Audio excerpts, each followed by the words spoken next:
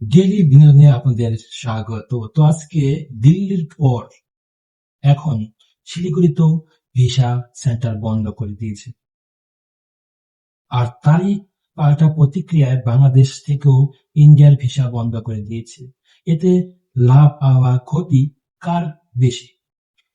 যেমন বাংলাদেশ থেকে ভিসা যদি ইন্ডিয়ার থেকে বন্ধ করে দেওয়া হয় বা বাংলাদেশি যদি ইন্ডিয়ান ভিসা বন্ধ করে দেয়, কিন্তু আমরা ভারতীয় বা ইন্ডিয়ার বেশি সংখ্যক লোক কিন্তু বাংলাদেশে সেরকম যায় না। কিন্তু তারই থেকে একটি গুরুত্বপূর্ণ, কিন্তু ইন্ডিয়ার ভিসা একাধিক বেশি পরিমাণে ভিসা বাংলাদেশি তারা ভিসা নিয়ে ইন্ডিয়াতে আসে। কেউ বা স্টুডেন্ট, কেউ বা চিকিৎসার ক্ষেত্রে বা কেউ বা বিজনেসের ক্ষেত্রে প্রচুর পরিমাণ সংখ্যক ইন্ডিয়াতে আসে।